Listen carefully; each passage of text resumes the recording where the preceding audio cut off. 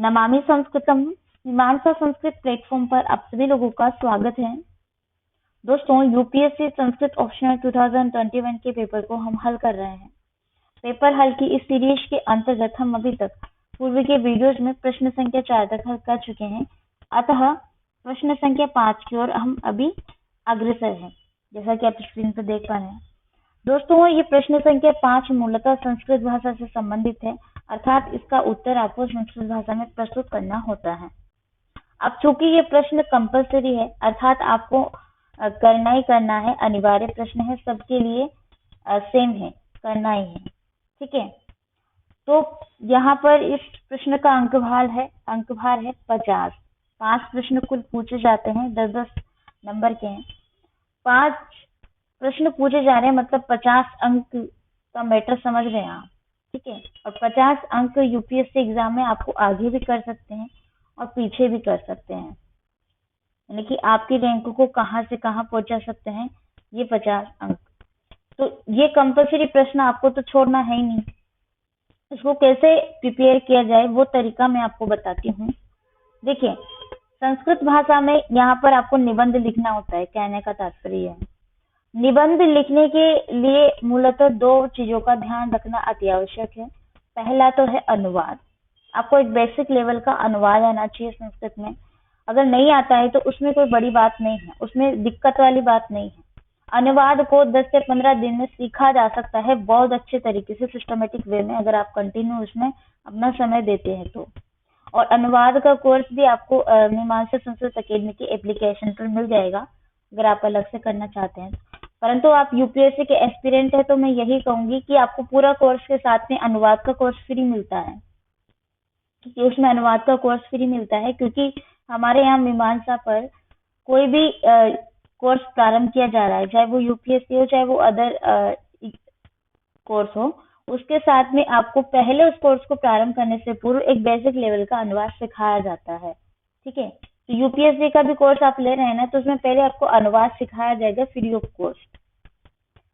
तो ये अगर आपको लेना है तो इसका डिस्क्रिप्शन एप्लीकेशन का मैं आपको नीचे दे दूंगी, डिस्क्रिप्शन में लिंक, वहां से आप इंस्टॉल करके इनरोल कर सकते हैं। ठीक है, अब अनुवाद आपको करना है 10 से 15 दिन में, ये कंप्लीट हो जाता है, ज्यादा टाइम भी देने की आवश्यकता नहीं। हाँ, बाकी बाद में कंटिन्यू करते रहिए, चेक करते रहिए खुद को, कहाँ कहाँ पे क्या मिस्टेक्स हो रही हैं वो वगैरह। ठीक है, दूसरी चीज ये है, वो है आपका पाठ्यक्रम। देखिए, मैं बताऊं निबंध के बारे में, तो निबंध के लिए कोई पाठ्यक्रम नहीं होता है। वो चाहे किसी भी प्रकार का निबंध हो, चाहे वो हिंदी भाषा का हो, चाहे संस्कृत भाषा का हो, चाहे वो अंग्रेजी भाषा का हो, आंग्ल भाषा का, तो इनका कोई पाठ्यक्रम नहीं होता है। जैसा कि यूपीएससी ने भी निबंध का कोई पाठ्यक्रम नहीं दिया है। अब आपको कैसे ज्ञात करना है कि इसमें क्या पूछा जाता है, वो ऐसे ज्ञात करना है कि पिछले जो प्रीवियस ईयर के पेपर है 2013 से लेकर के 2022 तक के, वो आपको लेकर के बैठने हैं। उनमें जिस तरीके से पूछा जा रहा है उस ट्रेंड को समझना। अभी का जो ट्रेंड है यूपीएससी में पूछने का, वो ये है कि किसी एक जगह से या एक विषय से प्रश्न नहीं पूछे जाते हैं निबंध में। और निबंध में तो जाहिर सी बात है, निबंध है तो भाई निबंध ही है, निबंध का क्या तात्पर्य रहेगा, प्रश्न कहीं से भी बन सकता है। कहने का तात्पर्य यह है कि ओवरऑल जो पाठ्यक्रम दिया है यूपीएससी ने संस्कृत ऑप्शनल का, वहां से प्रश्न कहीं किसी भी तरीके से बन सकता है। जैसे मैं बात करूं तो प्रश्न कला एवं संस्कृति वाले पोर्शन से भी पूछा जा सकता है, प्रश्न आपसे भारतीय दर्शन वाले पोर्शन से भी पूछा जा सकता है, प्रश्न भाषा विज्ञान से भी पूछा जा सकता है, काव्य शास्त्र से भी पूछा जा सकता है, नाटकों से भी पूछा जा सकता है, खंड काव्यों से भी पूछा जा सकता है, आश काव्यों से भी पूछा जा सकता है, महाकाव्यों से भी पूछा जा सकता है, तथा ग्रंथ तथा कवियों के ऊपर भी प्रश्न बनते हैं निबंध में। तो जब आप ये प्रीवियस ईयर के पेपर्स देखेंगे, ये प्रीवियस ईयर के पेपर्स भी आप डाउनलोड कर सकते हैं मीमांसा संस्कृत एप्लीकेशन से। ठीक है, अब ये प्रश्न पत्र आपको लेकर के बैठने हैं जब आप इसकी प्रिपरेशन कर रहे हैं। इससे ज्ञात होगा कि कैसे प्रश्न पूछे जा रहे हैं और कैसे उनको आंसर करना है। अभी हम यहाँ पर बात करेंगे प्रश्न संख्या 5 की, तो किस तरीके से इसमें प्रश्न पूछे गए हैं वो देखते हैं। देखिए, पहला प्रश्न है, पुरुषार्थेषु धर्मस्य वैशिष्ट्यं समीक्षिताम्। यहाँ से आपको ज्ञात हो ही गया होगा कि ये जो प्रश्न है नीचे वो सभी संस्कृत भाषा में प्रस्तुत करने हैं। ठीक है, उत्तर। तो पहला प्रश्न है, पुरुषार्थेषु धर्मस्य वैशिष्ट्यम समीक्षिता। मैंने पुरुषार्थों में धर्म का वैशिष्ट्य आपको बताना है।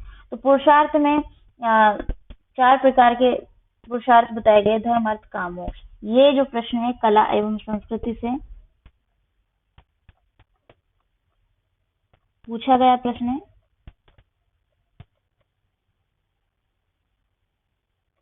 इसका पाठ्यक्रम आपके पेपर 1 के प्रश्न संख्या 6 से संबंधित है। ठीक है, तो कला एवं संस्कृति में पुरुषार्थ आपने अध्ययन किए हैं। पुरुषार्थों के 4 प्रकार के पुरुषार्थ बताए गए। इसके प्रकार बताऊं तो धर्म, अर्थ, काम, मोक्ष। ठीक है, तो इसमें से धर्म का वैशिष्ट्य, सिर्फ और सिर्फ धर्म का वैशिष्ट्य आपको यहाँ पर बताना है। धर्म का अर्थ होता है धारण करना। ठीक है, धार्यते इति धर्मः। और मनु ने कहा है धर्मो रक्षति रक्षितः। जो व्यक्ति धर्म का सम्मान करता है, यानी कि धर्म की रक्षा करता है, धर्म भी उसकी रक्षा करता है। ठीक है, तो धर्म की आवश्यकता क्यों हुई? धर्म द्वारा मनुष्य अपने कर्तव्यों तथा व्यवहारों को एक तरीके से सुव्यवस्थित ढंग से पूर्ण करता है, मतलब व्यवहारों को अच्छा करता है और अपनी वांछित कामनाओं की पूर्ति करता है धर्म के माध्यम। किसी को भी क्लेश नहीं पहुंचाकर लोक कल्याण करने वाला ही वही एक प्रकार का धर्म होता है। अगर आप किसी को कष्ट पहुंचाने, किसी भी व्यक्ति के मन को उसको कष्ट पहुंचा रहे हैं, तो फिर वो एक तरीके से धर्म नहीं हुआ। धर्म का मतलब है सदाचरण, सभी लोगों के साथ में अच्छे प्रकार से व्यवहार करना, किसी भी किसी भी शब्द से, किसी भी वचन से सामने वाले व्यक्ति को कष्ट न पहुंचाना भी धर्म होता है। ठीक है, धर्म आपको एक ढंग सिखाता है, कि एक नैतिकता सिखाता है। अगर हम छोटे बच्चों की बात करें तो छोटे बच्चों में भी अगर धर्म नहीं है, नैतिकता नहीं है, तो वो उन्हें अलग प्रकार का प्राणी बना देता है, असभ्य प्राणी बना देता है। धर्म आपको सभ्य बनाता है। धर्म एक चिकित्सा है जो मनुष्य को आदि, व्याधि और उपाधि से मुक्त कर सार्थक जीवन तक पहुंचाता है। धर्म आदमी को पशुता से मानवता की ओर प्रेरित करता है, यानी कि वो अंधकार से प्रकाश की ओर ले जाता है। धर्म सभी प्राणियों की रक्षा करता है, जिसका आधार क्या है? नैतिक नियम और सदाचरण। जब बच्चों को आप नैतिक नियम और सदाचरण में ढाल देंगे ना, तो वो एक तरीके से धर्म है, और वो जब आगे कर्तव्य करेंगे, अपने कार्य करेंगे, वो धर्म पूर्वक करेंगे। धर्म व्यक्ति में अनुशासन लाता है, जिसके बल पर मानव बड़ा से बड़ा मुकाम हासिल कर सकता है, चाहे वो किसी भी प्रकार का हो। साथ ही ये व्यक्ति में क्या करता है? संयमता भी पैदा करता है। तो कहने का तात्पर्य है कि धर्म का कितना महत्व है। धर्म को अगर मैं बात करूं, वैशेषिक सूत्र में कणाद ने कहा है कि यतोह अभ्युदयानिहा श्रेय सिद्धिः सधर्मः। लौकिक अभ्युदय, पारलौकिक सुख की प्राप्ति के लिए भी धर्म ही आवश्यक है। कहते हैं कि प्राचीन काल में ही भारतीय मनुष्यों ने धर्म को वैज्ञानिक ढंग से समझने का प्रयत्न किया था, जिसमें कहा है कि धर्म वह है जिससे अभ्युदय और निश्रेयस की सिद्धि हो। ऐसा वैशेषिक सूत्र में कहा गया है। तो धर्म का क्या महत्व है, धर्म की क्या विशेषता है, वही चीज आपको यहाँ पर बतानी है। और आप अब इसको अच्छी प्रकार से लिख भी पाएंगे अगर आपको संस्कृत एक बेसिक लेवल की आती है लिखना। तो नहीं आती है तो आप सीखिए, कोई बात नहीं है उसमें, है ना। आप सीख सकते हैं 10 से 15 दिन में। अगर आप सेल्फ नहीं कर पा रहे हैं तो आप मीमांसा पर कोर्स है, अलग से अवेलेबल है, उसको ले सकते हैं, आपको अच्छे से करवाया गया है। या आप यूपीएससी की तैयारी कर रहे हैं तो उसको एक लेंगे पूरा, तो वहां पर आपको फ्री ऑफ कॉस्ट भी मिल जाएगा। ठीक है, अलग है। दूसरा अगला प्रश्न है, विवाह संस्कार से महत्व वर्णयत। विवाह संस्कार का महत्व आपको बताना है। ठीक है, तो देखिए ये भी कला एवं संस्कृति से संबंधित प्रश्न है।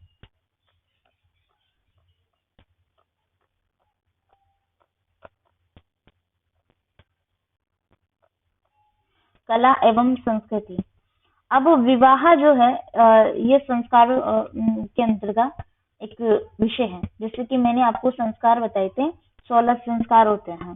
तो 16 संस्कारों में से ये एक संस्कार है विवाह संस्कार। विवाह संस्कार का बहुत ही महत्व होता है दोस्तों।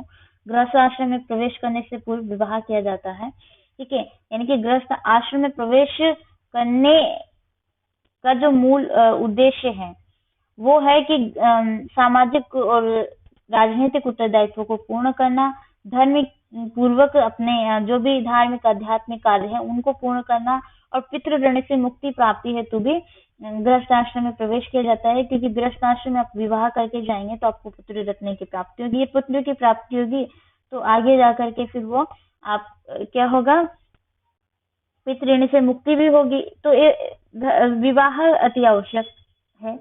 उत्पत्ति की दृष्टि से कहें तो विवाह का मतलब है ले जाना, अर्थात वधु को उसके पिता के घर से विशेष रूप से ले जाना अथवा पत्नी बना करके ले जाना, यानी कि विवाह करके ले जाना।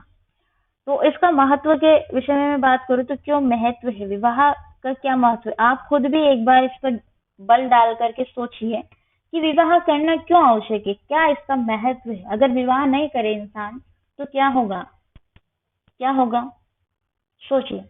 देखिए, महत्व में जो भारतवर्ष में प्राचीन काल से ही ये विवाह का संस्कारों में सर्वाधिक महत्व रहा है।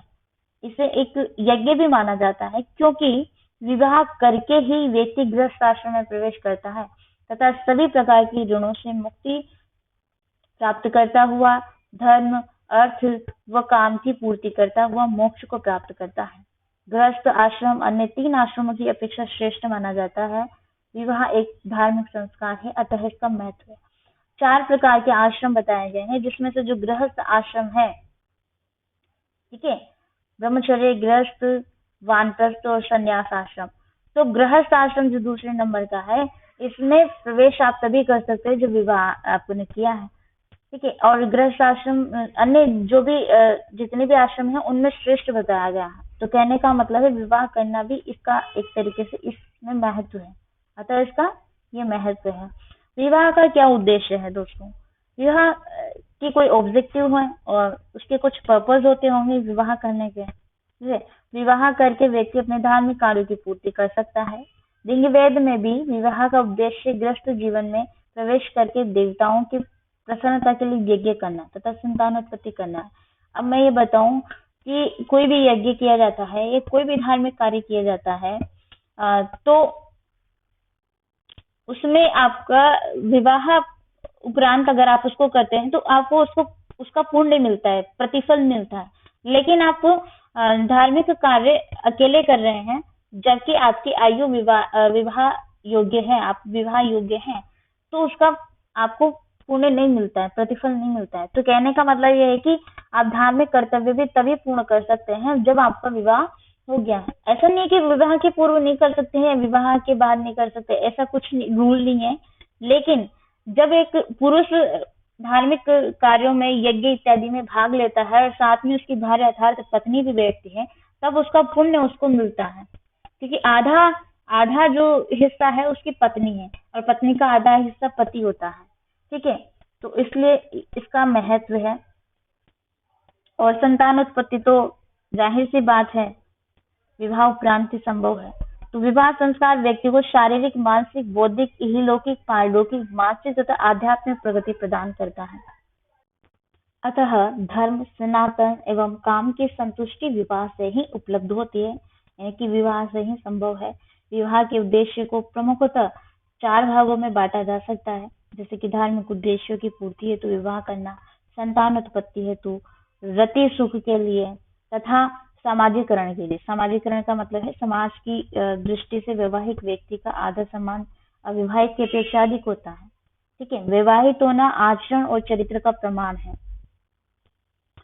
तो एक तरीके से हर चरित्र में भी ये प्रसंग देखने को मिलता है। ये प्रसंग कहा गया है कि बाण पर जब दुष्चरित्र का आरोप लगाया गया था तो उन्होंने अपने चरित्रवान होने के प्रमाण स्वरूप स्वयं को विवाहित बताया था। अतः विवाह का उद्देश्य स्त्री पुरुष का समाजीकरण के उन्हें समाज में आदर सम्मान का अधिकारी बनाता ही है। और धार्मिक उद्देश्य तो मैंने आपको बता ही दिए कि पुराणों में भी कहा गया है। पुराणों के अनुसार धर्म, अर्थ, काम तथा पुत्र की प्राप्ति पति पत्नी के संयोग से ही संभव होती है। यदि इन दोनों का संयोग ना हो तो धार्मिक कृत्यों का कोई प्रतिफल नहीं मिलता है। अतः विवाह का सर्वोपरि उद्देश्य 6 संतान उत्पत्ति के लिए। वही संतान उत्पत्ति तो तभी संभव है जब विवाह हो जाए। विवाह का दूसरा उद्देश्य उत्तम तथा धार्मिक संतान को उत्पन्न करना है, गति सुख के लिए भी। ठीक है, तो ये इस प्रकार से आपको इसमें प्रश्न लिखने हैं, प्रश्न का उत्तर लिखना है। प्रश्न तो लिखा है ये। अगला प्रश्न है ब्रह्मचर्य आश्रमम अध्ययन विधिम च वर्णयेत्। ये भी प्रश्न जो है कला एवं संस्कृति से संबंधित है।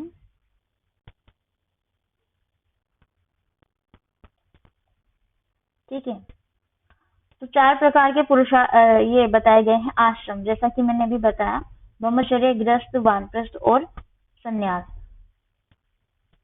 अब ब्रह्मचर्य प्रथम आश्रम है। चारों आश्रमों में ब्रह्मचर्य जो व्यवस्था, आश्रम व्यवस्था का प्रथम आश्रम है। और इस आश्रम में जैसे कि उपनयन संस्कार जो होता है, संस्कार 16 प्रकार के होते हैं। तो उपनयन को हम यज्ञोपवीत संस्कार भी बोलते हैं, उसके नाम से भी जानते हैं। तो यज्ञोपवीत संस्कार के उपरांत ब्रह्मचारी का ब्रह्मचर्य आश्रम में प्रवेश होता है। मतलब कि यज्ञोपवीत धारण होने के बाद ही वो कोई व्यक्ति या ब्रह्मचारी, कोई बालक आश्रम में प्रवेश करता है, ब्रह्मचर्य आश्रम में प्रवेश करता है, कहने का मतलब। ठीक है, इसका अगर अध्ययन विधि की हम बात करें तो किस प्रकार से इसमें अध्ययन किया जाता है। देखिए, गुरु की सेवा करना, तप, त्याग और संयम नियम का भी ब्रह्मचर्य आश्रम में महत्व रहता ही है। अपने तप और संयम से ब्रह्मचारी ज्ञान विज्ञान को अर्जन करता हुआ, अर्थात विद्या को अर्जन करता हुआ अपने जीवन को प्रशस्त करता है। मनु ने भी इसके विषय में कहा है, ब्रह्मचर्य के विषय में, ब्रह्मचर्य की उसका क्या कर्तव्य है, उसको क्या करना नहीं चाहिए, क्या नहीं करना चाहिए। वर्ज्य धातु का उन्होंने प्रयोग किया है कि कौन कौन सी चीजें एक ब्रह्मचारी को नहीं करनी चाहिए। तो वो कहते हैं कि वर्जियत मधुमासम गंधम माल्यम रसायन स्त्रिय, अर्थात ब्रह्मचारी को मध्य, मांस, गंध, माला, रस और स्त्री का त्याग कर देना चाहिए। जब तक वो ब्रह्मचारी वाले सिस्टम में है, जब तक ब्रह्मचारी व्यवस्था में है वो, तब तक उसको इन सब चीजों का, मांस, मंदिरा, गंध, माला, रस और स्त्री इत्यादि का त्याग कर देना चाहिए। देखिए, ब्रह्मचारी का मतलब है ब्रह्मचर्य आश्रम में गुरु के समीप आश्रम में विद्या प्राप्त करने वाला जो ब्रह्मचारी है, मतलब वहां पर गुरु के समीप बैठ करके ज्ञानार्जन प्राप्त करना। और उस ब्रह्मचारी को अंतेवासी भी कहते हैं। अंतेवासी जो गुरु के समक्ष बैठ करके ज्ञान को प्राप्त करता है या विद्या को प्राप्त करता है, उसे हम अंतेवासी कहते हैं। ठीक है, तो ये अध्ययन विधि आपको बतानी, ब्रह्मचर्य आश्रम में किस प्रकार से एक ब्रह्मचारी अध्ययन करता है। अगला प्रश्न है, प्राचीन भारत से चित्रकलाम अधिकृत्य एकम निबंधम लिखत। ये जो प्रश्न है ये भी कला एवं संस्कृति से संबंधित है।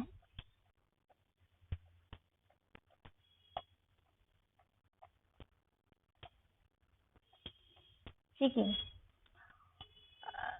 चित्रकला के विषय में मैं बात करूं तो भारत में चित्रकला का इतिहास बहुत ही पुराना रहा है। प्राचीन काल से ही चित्रकला के साक्ष्य देखने को मिलते हैं। पाषाण काल में ही मानव ने गुफा चित्रण करना शुरू कर दिया था। चित्रकला में कुछ उदाहरण जैसे कि होशंगाबाद और भीमबेटका क्षेत्रों में ये प्रसिद्ध चित्रकला के लिए, इनके क्षेत्रों में कंदराओं और गुफाओं में मानव चित्रण के प्रमाण मिलते ही हैं। साक्ष्य की बात करें तो इन चित्रों में शिकार करते मानव समूहों, स्त्रियों तथा पशु पक्षियों आदि के चित्र मिलते हैं। अजंता की गुफाएं बड़ी प्रसिद्ध है चित्रकारी के लिए। अजंता की गुफाओं में की गई चित्रकारी कई शताब्दियों में तैयार हुई थी और इसके सबसे प्राचीन चित्रकारी जो है प्रथम शताब्दी की है। ये सब प्रथम शताब्दी के है।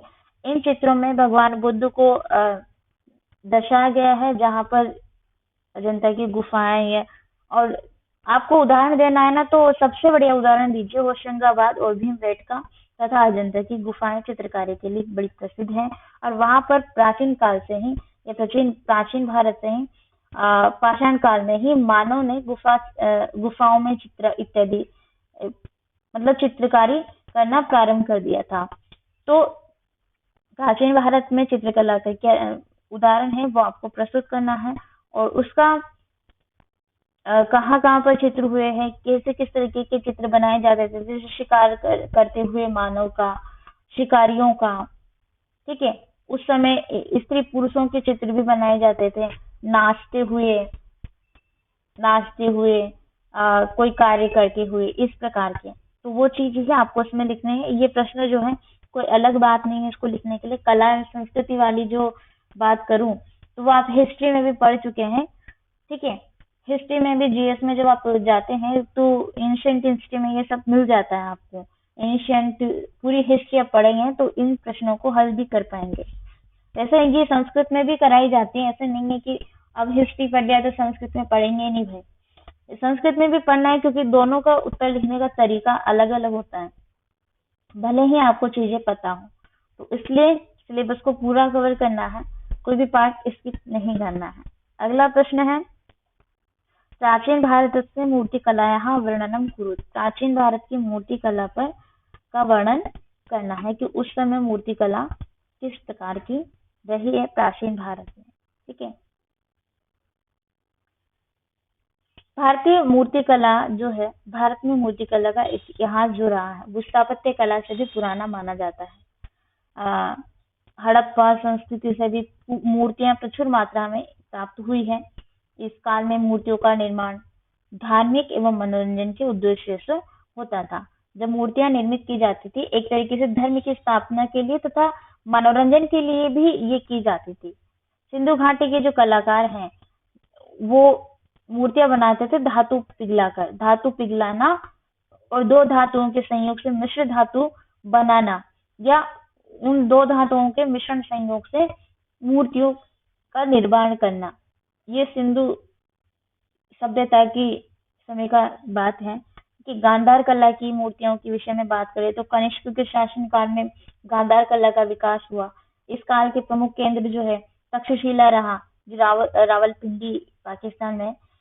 तक्षशिला से सिलेटी रंग के परतदार पत्थर की हजारों मूर्तियां प्राप्त भी हुई है।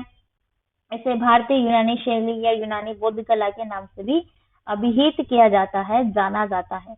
इस कला की प्रमुख जो मूर्तियां हैं वो बुद्ध मूर्तियां हैं, मतलब इस कला में विशेष रूप से बुद्ध की मूर्तियां बनाई गई हैं। वो तीन प्रकार की हैं, पद्मपणि राजा या अवलोकितेश्वर के रूप में, और दूसरी है दूसरे प्रकार की मंजुश्री का मतलब है बाएं हाथ में पुस्तक तथा दाएं हाथ में तलवार लिए हुए, ठीक है। और तीसरे प्रकार की मूर्ति है भगवान बुद्ध की, हाथ में अमृत घट लिए हुए मैत्रेय मुद्रा में, मैत्रेय मुद्रा में, समझते हैं, ठीक है। उस तरीके की ये मूर्तियां हैं। अब उस समय की क्या विशेषता रही है गांधार कला की मूर्तियों की, वो थोड़ा आप बता सकते हैं। काल्पनिक दृश्यों का प्रभाव मूर्तियों पर पड़ा है, ठीक है। बुद्ध की जो मूर्तियां हैं उनमें धोती, चादर, पगड़ी और शरीर पर जो भी आभूषण है, यानी कि कहने का मतलब जो भी वस्त्र आभूषण उस समय पहने जाते थे, पैरों में चप्पल का निर्माण, ये सब वहां पर अच्छी प्रकार से स्पष्ट रूप से प्रदर्शित होता है। बुद्ध के जीवन की चार प्रमुख घटनाओं का निर्माण प्रतिमाओं के रूप में किया गया, ठीक है। बुद्ध का जैसे कि जन्म माया देवी की प्रतिमा से, बोध गया में ज्ञान की प्राप्ति को बुद्ध की ध्यानावस्थित प्रतिमा से, ठीक है। सारनाथ में धर्म चक्र प्रवर्तन को बुद्ध की जो उन्होंने प्रचार किया, वो सारी मूर्तियां वहां पर देखने को मिलती है। मथुरा कला की मूर्तियां, मथुरा कला की जो मूर्तियां हैं वो कुषाण कालीन भारतीय मूर्ति कला के रूप में विख्यात है। इसका प्रमुख केंद्र है मथुरा। मथुरा से भी बुद्ध की कुछ सुंदर मूर्तियां प्राप्त हुई है। इसके अतिरिक्त मथुरा में कलाकारों ने स्त्रियों की सुंदर मूर्तियों का निर्माण किया, जिनके अलंकरण में कम से कम आभूषणों एवं वस्त्रों का प्रयोग किया गया। इस प्रकार से आपको डिस्क्राइब करना है। पहले आप बता दीजिए गांधार कला की, फिर मथुरा कला, गुप्त काल की भी मूर्तियां प्रसिद्ध रही है। मथुरा कला के प्रारंभिक हिंदू जो है देवी देवताओं की मूर्तियों को पराकाष्ठा पर पहुंचाने का श्रेय जो जाता है ना, तो वो गुप्त काल को ही जाता है एक तरीके से। गुप्त काल के जो मूर्तिकार है उन मूर्तिकारों को है, ठीक है। इसमें गुप्त काल में शिव के अर्धनारीश्वर स्वरूप की मूर्तियों का निर्माण सर्वप्रथम गुप्त काल में ही किया गया था। ये प्रश्न इस तरीके का प्रीलिम्स में भी पूछा जा सकता है, ठीक है। संस्कृत के 3-4 प्रश्न तो आपको प्रतिवर्ष प्रीलिम्स में देखने को मिलते ही हैं। जब आप पूरे प्रीलिम्स वाले पेपर का एनालाइज करोगे तो 3-4 प्रश्न, ये फैक्ट है, मैं ऐसे नहीं बोल रही हूँ, फैक्ट है कि आपको देखने को मिलेगा इससे। और एक तरीके से ये आपके लिए बेनिफिशियल भी है, प्रीलिम्स में भी और मेंस में भी। ऐसा नहीं है कि जीएस में नहीं है, मेंस में, दोनों में ही है। तो इस प्रकार से आपको प्राचीन भारत की मूर्ति कला का वर्णन करना है, उसको डिस्क्राइब करना है। आप इसको बहुत अच्छे से लिख सकते हैं, लिख पाएंगे, क्योंकि आप उसको 2 बार पढ़ लेते हैं एक तरीके से। तो हिस्ट्री में भी पढ़ लेते हैं और संस्कृत में भी पढ़ लेते हैं, और फिर रिवीजन करेंगे तो बहुत अच्छे से लिख पाएंगे। बस आपको एक काम ये करना है कि संस्कृत भाषा को मजबूत करना है। इसके लिए आपको अनुवाद की प्रैक्टिस की जरूरत है। दूसरा, जैसा कि अभी ये भी कला एवं संस्कृति से ही पूछा गया प्रश्न था,